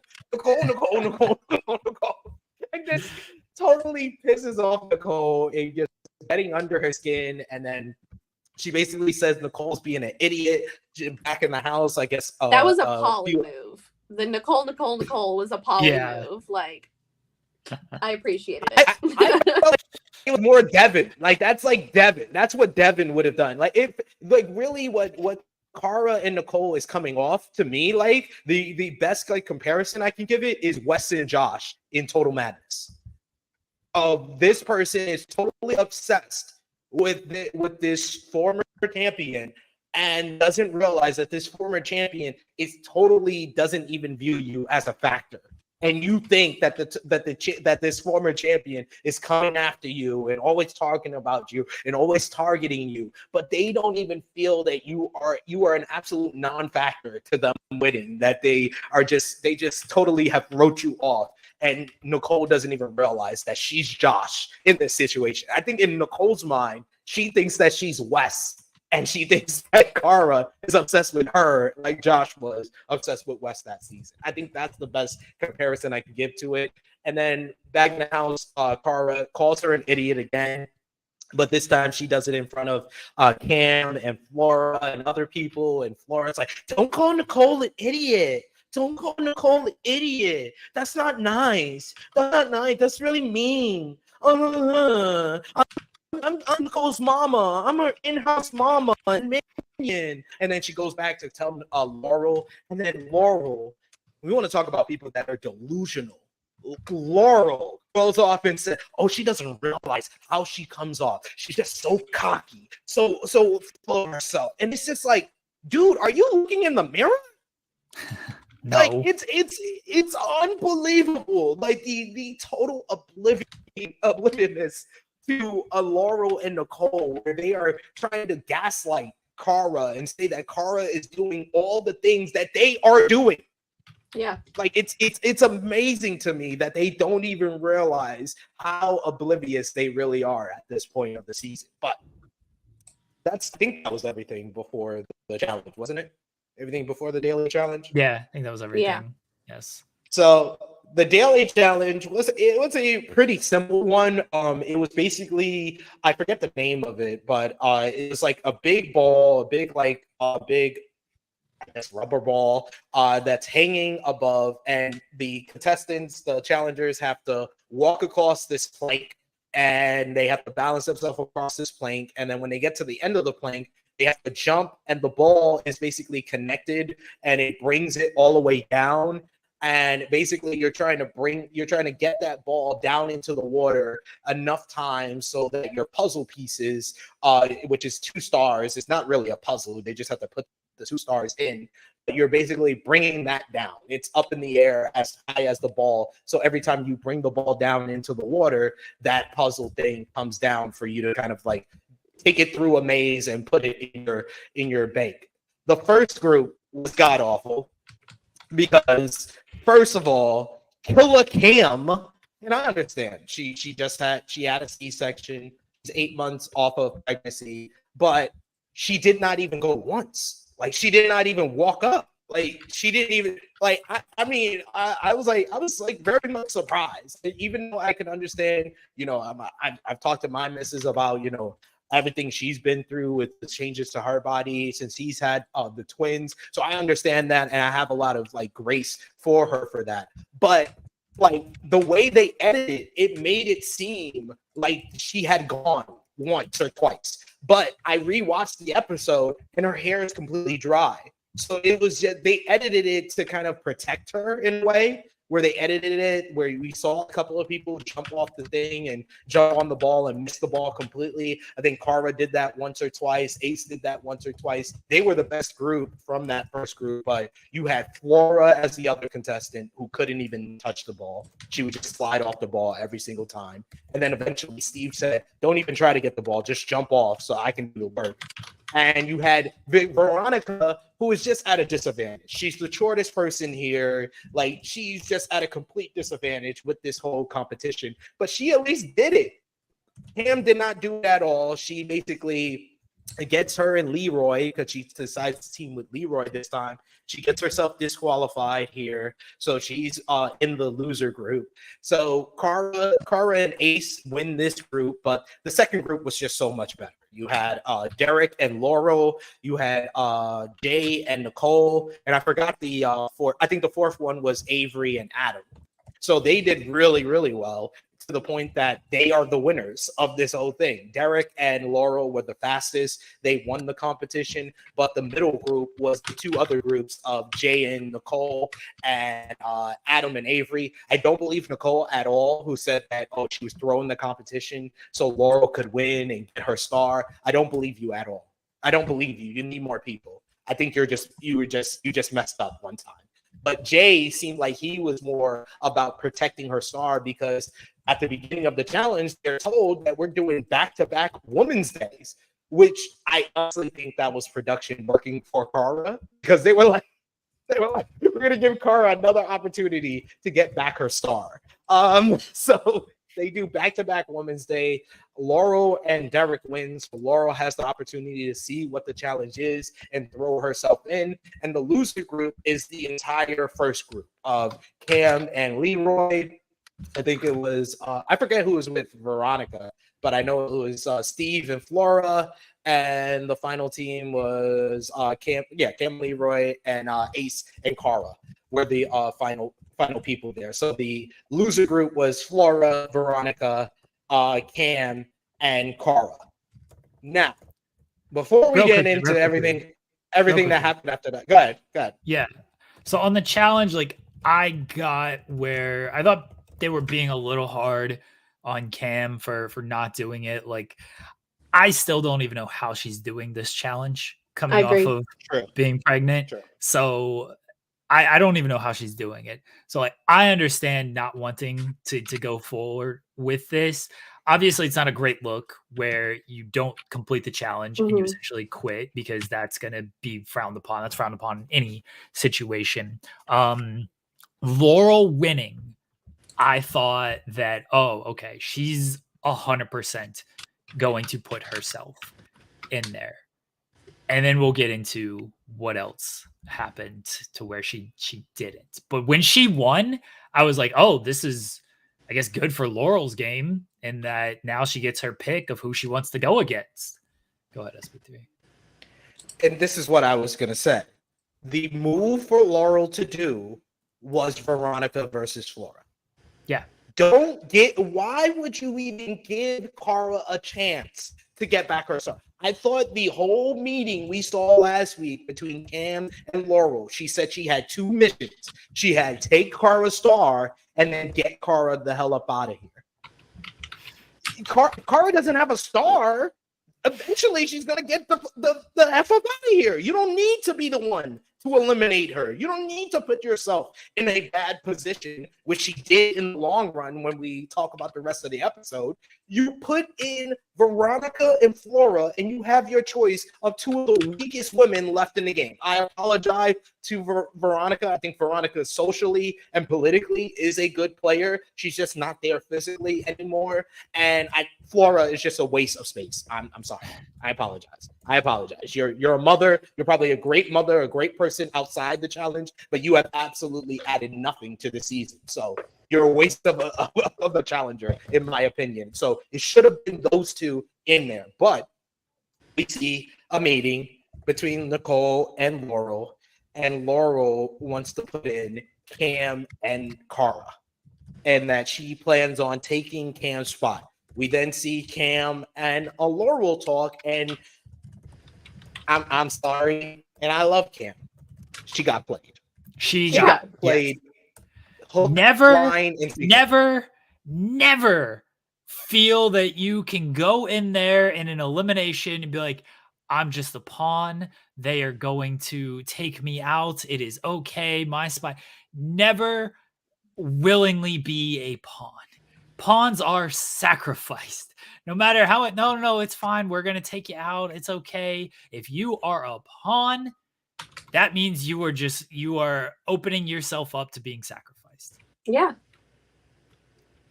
Hook, line, and sinker. Like, it was so plain. And I almost knew in the back of my mind what was going to happen.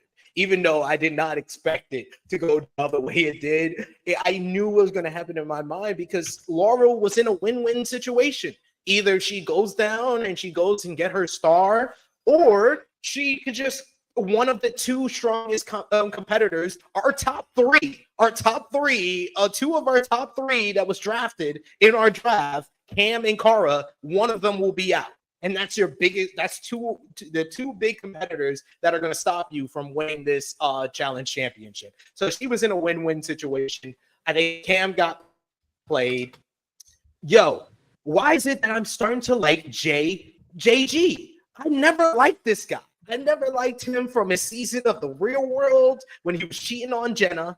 I didn't like him in Battle of the Exes when he couldn't drink the drink. But this season,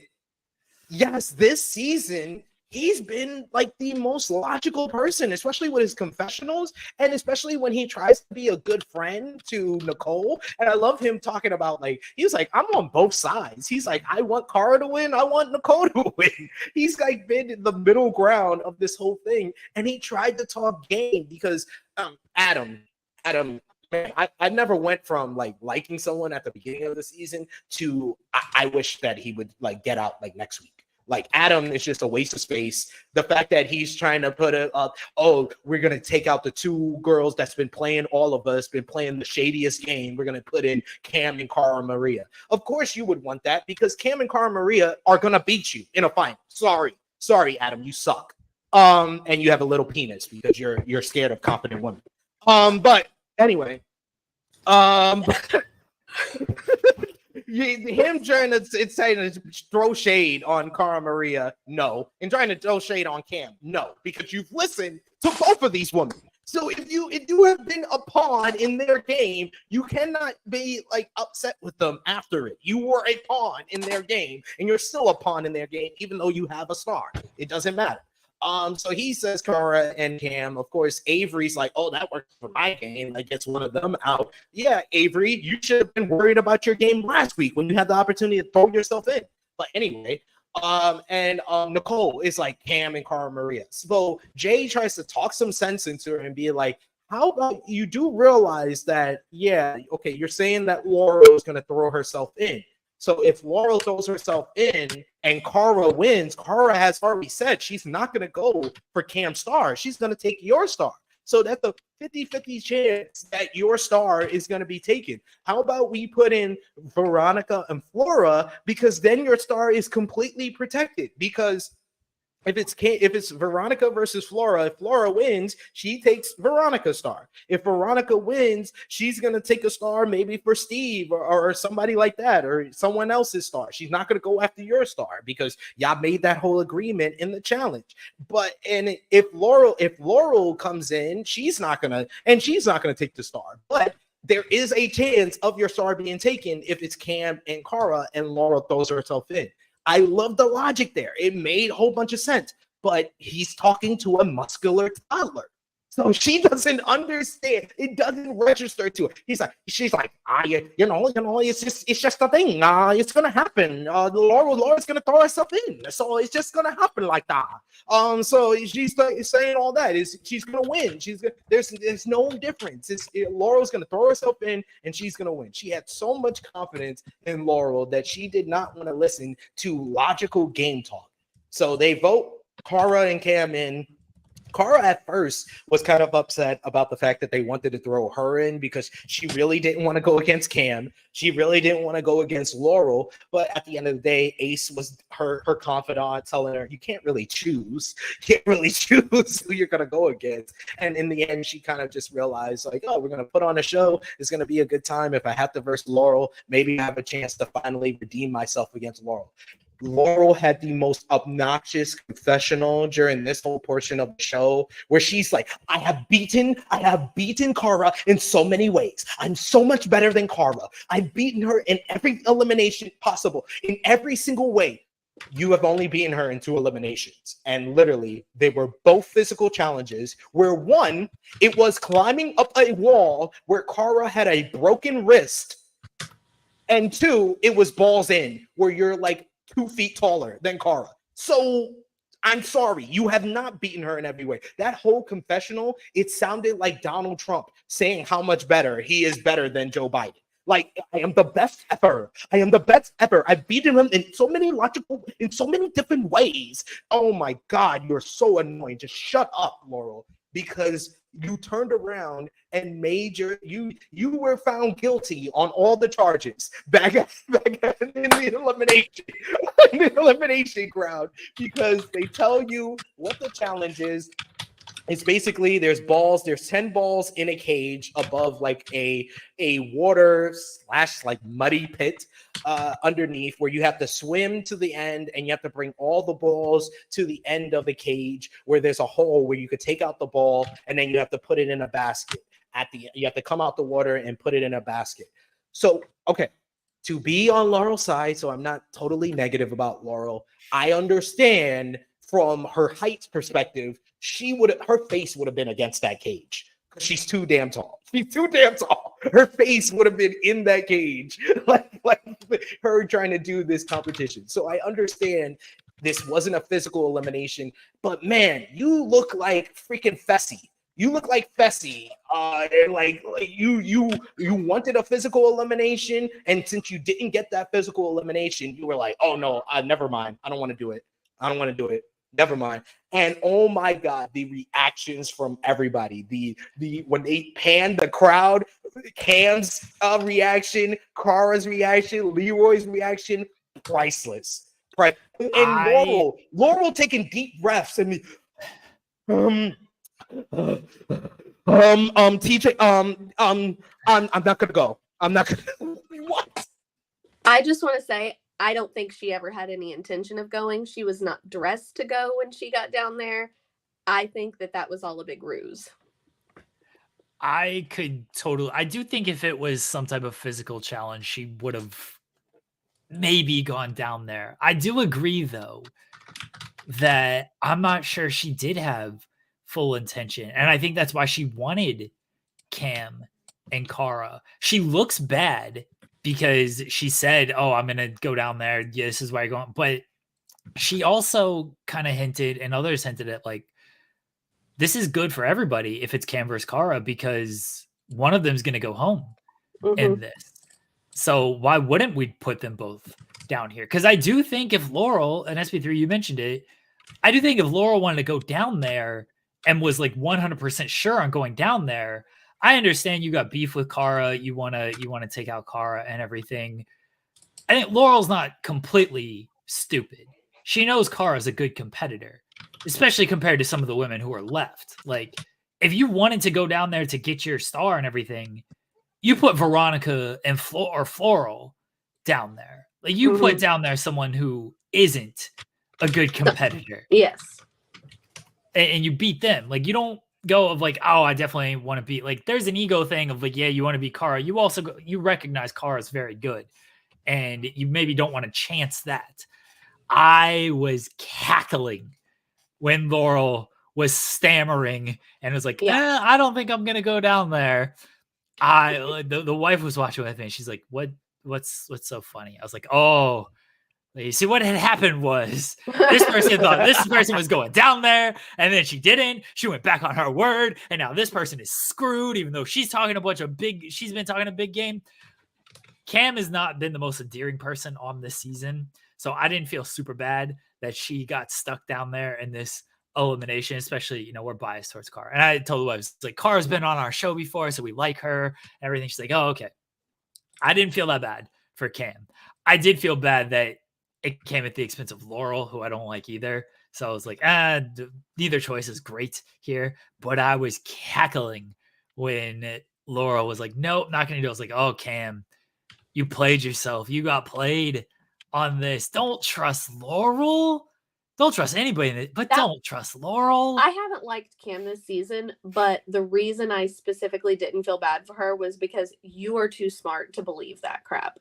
You were too smart. You played right into what she wanted. Yeah. And like, we know Cam is an intelligent person. So the fact that she was just like, oh yeah, I absolutely, that's perfect. I believe you, everything that you're saying right now. Like, we have seen how Laurel operates. Laurel is a compulsive liar. Like, I don't, it was crazy to me. I mean, and we've seen Laurel defending herself on social media this week, just blatantly making stuff up. She did not ever respond to me either. Oh, that was the funniest is Cher called out Laurel, quote tweeted, and Laurel, of course, wants no smoke.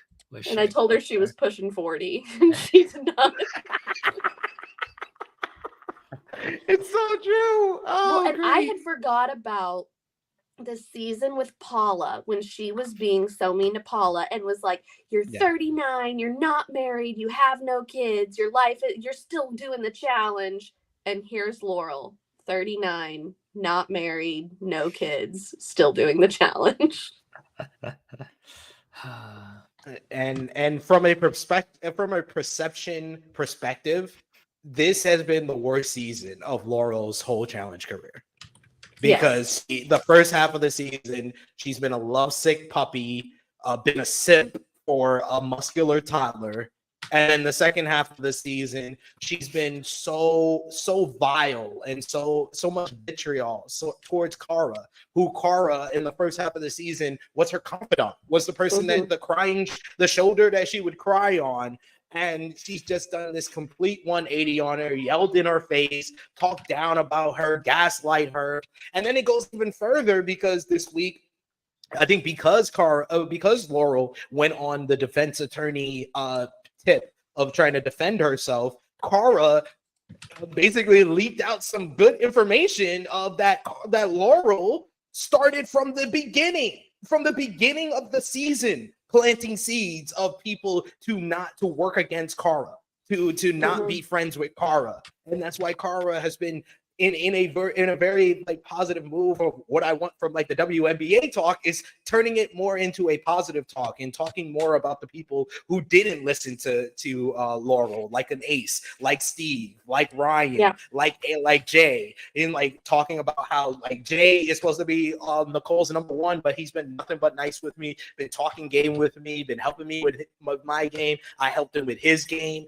and like for all the bad talk and stuff that happened with Cara, and I did learn this week that Cara and Cam, their friendship is non-existent anymore, and I'm not surprised. If I'm Cara, I would not want to be friends with Cam after this season. Like, and Cam, you have to do some self-reflecting and some self-awareness. Like, I've always been a fan of Cam because she's been so smart and been very self-aware throughout her challenge career, and maybe it's something to do with childbirth. I've been told, I can't say it from experience, but I've been told it could change you in a number of different ways, not just physically but mentally. But it just seems like that. It seems like it has affected her mentally, where she was unable to separate the game from the actual friendship that they had. But apparently they didn't have a friendship, according to Cam, because Cam did an IG live this week where she said, "Oh, I've always been friends with Paulie, not so much his partner."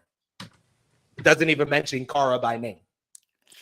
We know Leroy and Cara have been friends, though. I mean, granted, Cara did screw Leroy when she put Kyle in the place, but like we know Cara and Leroy have been friends. So, interesting. I just think, like, I was glad that Cara went on Challenge Mania to tell her side of things and defend herself after Laurel went on her big tangent on socials, and Laurel's defense was literally over and over editing. They didn't edit you screaming in somebody's face. Like, they can't edit you doing things you didn't actually do. If it was just you like saying things and we weren't getting the context of conversations, that would be one thing. You're literally screaming in somebody's face. And that's what her excuse always is. It's always, blaming somebody else. Laurel doesn't take responsibility for anything that she does, and we know that. But Laurel has always been unlikable to me. I never need to see her on a challenge with Nicole again, because they are both unlikable in their own, and they bring out the absolute worst in one another. It's disgusting to even see them around each other. Truly. But to end the whole recap here, it was Cara who pulled out the victory in the elimination. Like I said, the elimination had the 10 balls kind of separated throughout. So Cara had the better strategy of getting all the balls going to the end of the cage and getting all the balls from the back and bringing them to the front. So basically, she had all 10 balls right by the hole when she really started to put the balls into the basket. Meanwhile, Cam kind of forgot 2 balls at the end. And really, I think that comes down to, because Cam, like we said, Cam is one of the smartest players to ever play the challenge. And especially when it comes to elimination, that's her bag. That's where she is the most successful and where her brain really moves at a different level than everybody else. But it just felt like she was checked out. From the moment that Laurel didn't put herself in, it was just like she was checked out. She wasn't paying attention. I think Leroy also was checked out, because Veronica said in her confessional, "Why isn't Leroy yelling at Cam to go get the balls at the end of the cage?" I forgot who said it. When Laurel decided that she wasn't gonna go down there, but somebody was like, "Oh, you can tell Cam was not prepared mentally to actually participate in this elimination." She obviously had to dress for it, but yeah, Cam was just as stunned as anybody when Laurel did not go down there, because she was fully prepared of, okay, Laurel's gonna come down here no matter what. And obviously a big part of the challenge is the mental game. Big part of the elimination is mental. That's how many eliminations do we see where people are caught off guard that they're going down to an elimination? It's like, oh shit, I wasn't prepared to do this at all. Yeah, Cam looked like she was not prepared at all to do the elimination aspect. And yeah, that not knocking the balls forward, all of them, like Cara did, was a mental flub. Mhm. And also, I wanted to mention this about the Laurel. You know what Laurel should have done? She should have replaced Cara. She should have replaced Cara. Because then Cara doesn't have the opportunity to get the star. Laurel could have beat Laurel. Anyone was gonna beat Cam in this elimination because, like you just said, Jeremy, Cam was not prepared to go into the elimination. So the way you really screw her over and help yourself out and keep on your mission of not having Cara have a star, you throw yourself in and you replace Cara instead of Cam. Yeah, all she did was screw over somebody who was on her side and help Cara out. Yep. Like, the whole move made zero sense in the long run. That's a good idea, SP3. She definitely should have done that. The funniest part was the end where TJ is, of course, like, we're getting close to the end. You got to go get your star. And in the confessional, Laurel is like, I got time. I'm going to go get my star. This is still my mission. It's like, you had your chance right here. Yeah. What do you mean? Like, this is still your mission. This was your opportunity. Instead, you allowed Cara to get her star back. What are you doing? Just bonehead stupid plays by Laurel. Like, she's not even back at step 1. She's at step 0. Yeah. Of the whole plan that she told Cam last week. We're going to take Cara star, and then we're going to take Cara out of the game. You literally are at step 0 again. You're not even at step 1. Like, it just makes no kind of sense. I loved Cara. Cara was playing the game on another level in this whole elimination. Her whole attitude was exceptional. Like, her saying in the confessional, I don't even know if it's because Laurel's scared of me that she's not coming down, but I'm going to think that. I'm going to think that's a W for me. And then when Leroy tells Cam, oh, good luck, babe, and she says, thank you, babe. It seems like I'm going to pretend that Leroy is rooting for me. Yo, Cara was awesome. Like, Cara has really been, and someone said this earlier in the season, and I was like, I don't really see that. Now I do. Cara feels like bananas in Free Agents. Everything is centered around her, and she is playing the game to be not only the best challenger, but the best entertainer in the house. Yeah. And I mean, when you get to the point where everyone in the house is basically scared of having to go against you, like, you haven't done a challenge in how long?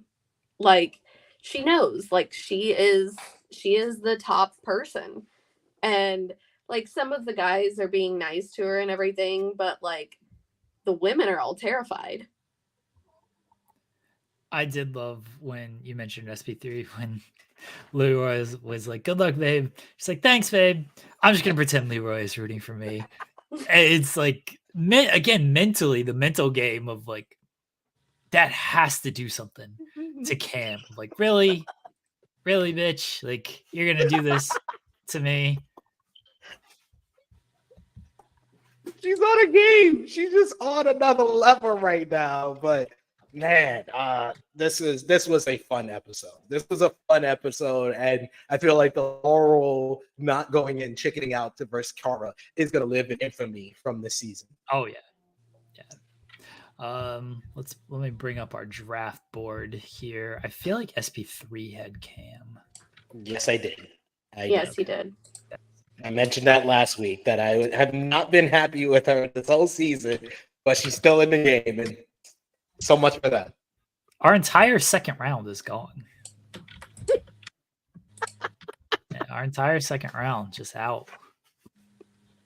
Well, I mean, that's what I get for picking Brandon. I mean, all I got left is Jay, Mitchell, Nicole, and Avery. What? Let's see. I've got freaking Laurel and Ace and Flora. Oh, I'm doing great. You got Derek. I got Derek. You got Derek. Derek's had he's like most improved player this season for me. Yeah. he's also like flying very under the radar and is Mhm. doing well socially to where he might make it further because of that. Like no one's really looking at him of like, yeah, let's throw in Derek. Because they're all focused on Cara. Yeah. I'm still feeling very good about where I'm at with Cara. I mean, I'm obviously going to win because I have Flora, so I don't know what you're talking about. 52-year-old Flora, you know, she's just biding her time before Whatever. she gets her star. It's gonna be hilarious when Veronica comes out of here. I was going to say, well, it's going to come down to, Flora and Veronica in the end. So we got this. Avery's doing okay. SP3. Jay has been. I completely forgot Jay and Yeah. Jay's actually been my best player. He's been the best player on my team this season. He's been okay. I completely forgot him, and now I forget her name. Fuck, you mentioned her name earlier. What, Jenna?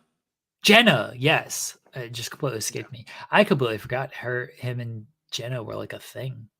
Yeah, they did the X's season where they wouldn't do the final. Explosion. Yeah, I remember it like now when you say it, but like when SP3 originally brought it up, I was like, oh yeah, that's a thing. That was a thing. They were a thing. All right. I think that season, he hooked up with John A as well. So. Oh, that's right. That's right. And John A used to date Zach, so even better. Oh, the finisher just says, I like how you guys just talk about these niche things. Absolutely.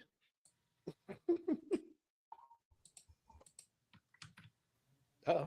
Okay. Jeremy You're freeze? There we go. Yeah, I froze. Okay. I froze. All right. Our finisher says, I like how you guys just talk about these niche things on this one podcast for like 2 hours. Yes, that's what this podcast is. I don't want to do a wrestling podcast every single day.